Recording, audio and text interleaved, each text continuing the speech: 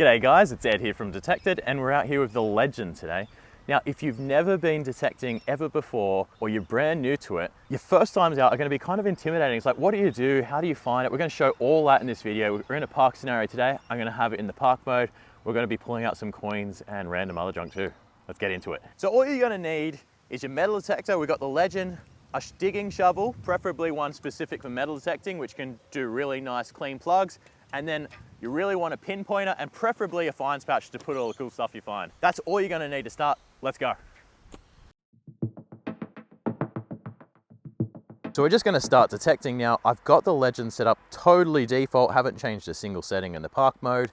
And what you'll notice is we've got those 10 segments missing, which is how the park mode comes by default.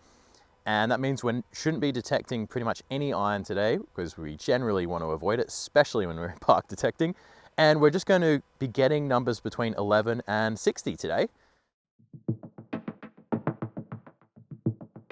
So we're detecting, we just want to keep the detector moving until we find a target. Okay, we've got a couple, but one's right here. And when we find a target, we want to keep moving over it. So that's essential. If you stop still, you don't detect it anymore. You have to keep moving over that target. And now we'll try and visualize where it is.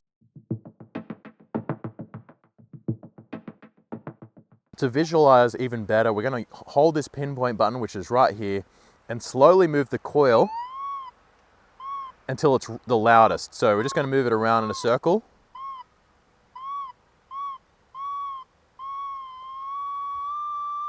That's loudest right there, so we know that that target is right in the middle of the coil now. So we're going to dig exactly in that middle right there. I'm going to start digging this plug. Let's do it.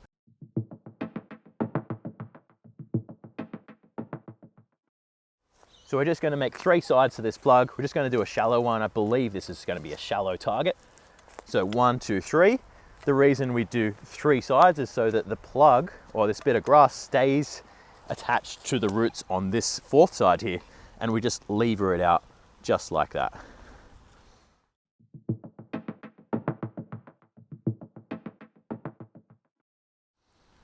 Okay, so pinpoint is going off the most here, and that is how you locate your target the quickest.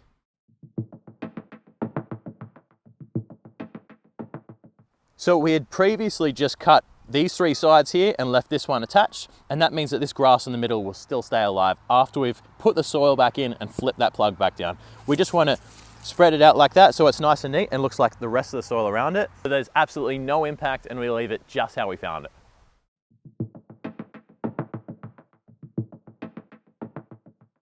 We've just got a really nice crisp height signal here. So we're getting average 45 almost every single time, which is a really good sign. We just use the pinpoint function, so we don't have to keep swinging the detector wildly. The pinpoint function says it's right in the middle of my coil right there. So we'll dig, let's do it.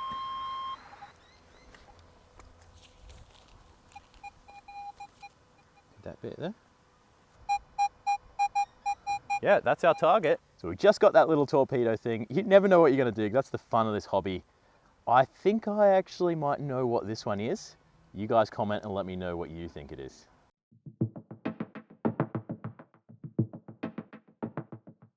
In a park scenario, especially in Australia, we are avoiding those low conductive, oh, that's a nice signal. We are avoiding those low conductive signals just for now. Depends on the country and area, but generally in a park scenario, there's so much trash that you just want to avoid that stuff and prioritize the better targets. All right, let's check out this good target that I've got here. It's a nice number 45, gives a very consistent signal. Our ferro check says that it's a good target. If it was way over on this side, I wouldn't dig it.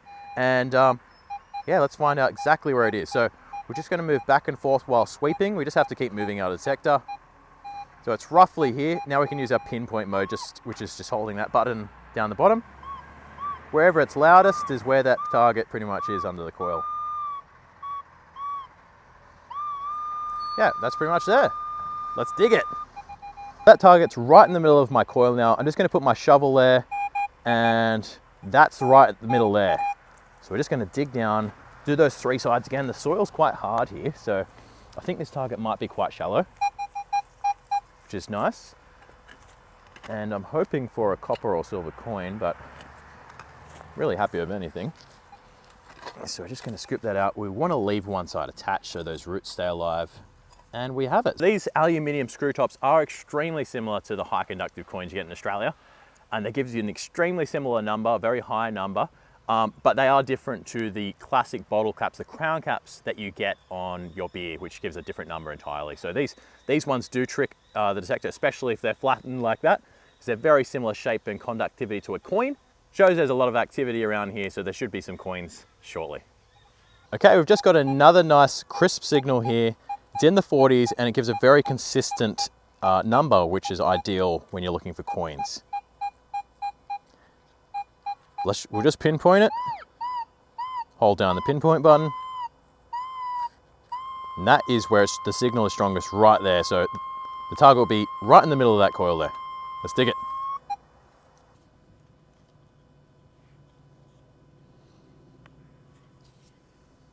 This is exactly what we're looking for, guys. We want high conductive copper coins. These sound almost identical to all our copper and silver pre-decimal coins, and very similar to our $1 and $2 coins as well.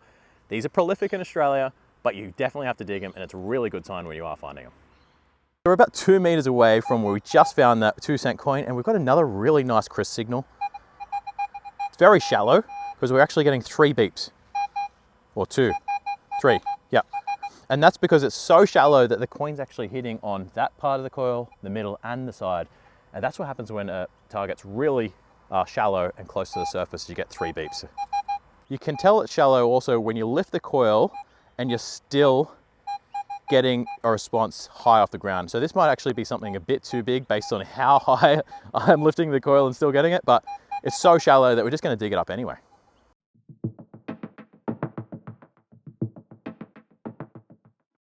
I consider this to be large, by the way. The reason I thought it was large is that we're lifting the coil up very high off the ground and still getting response. So when you do start detecting, every now and then when you detect something, just lift the coil up and see how far off the ground you're detecting it. Obviously that'll depend on how deep the target is in the ground, but if you're lifting your coil further than about 20 centimeters and it's still getting a very strong response, it's probably something very big like this. That's a very clean response.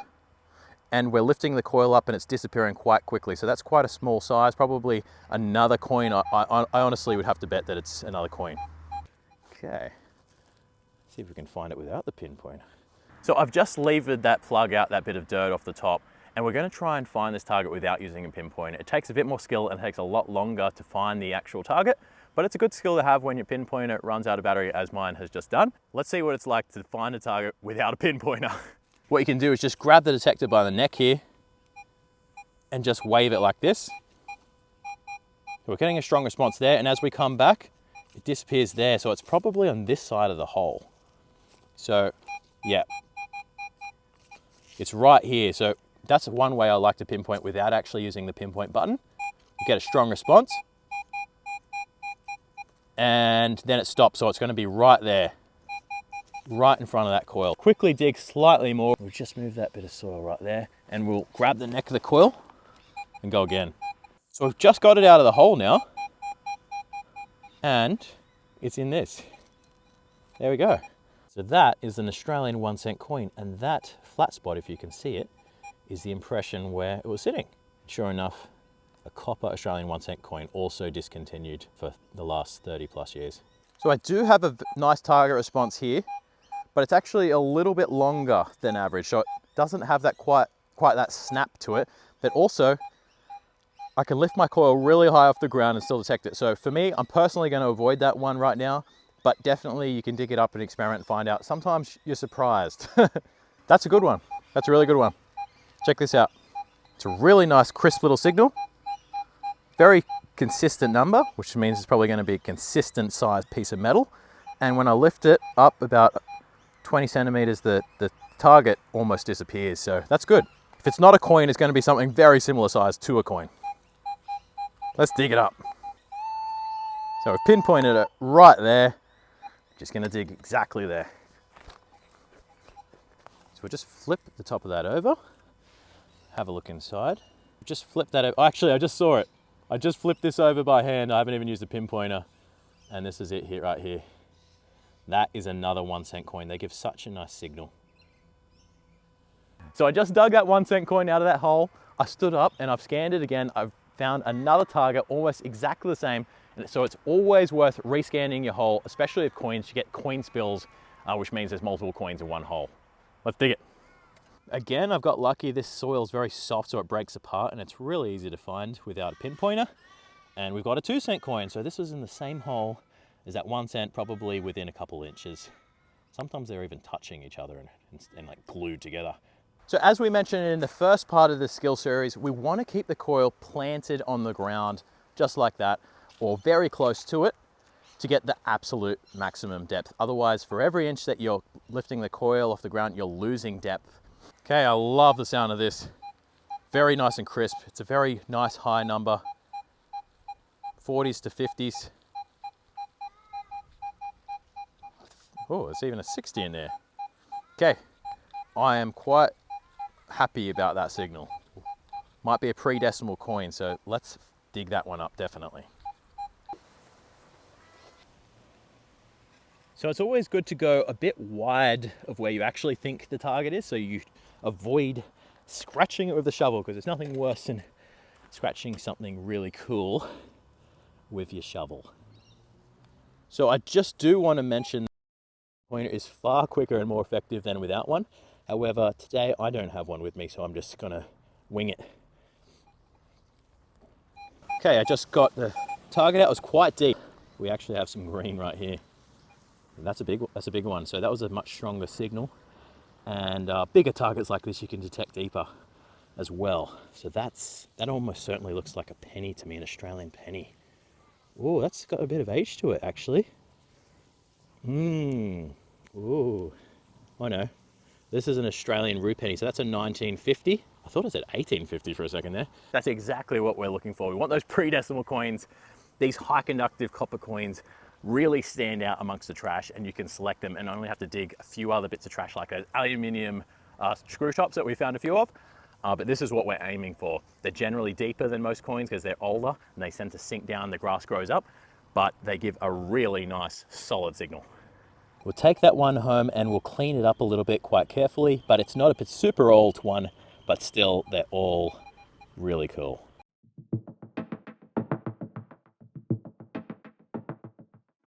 With those signals that produce those high numbers, that's what we're largely aiming for in Australian park conditions, because that's what our pre-decimal coins are. However, if you're looking for something else, you don't have to just dig them like I am today. However, there tends to be a lot more trash down that lower conductive range. If you're at the beach, just dig everything. It's so easy to dig.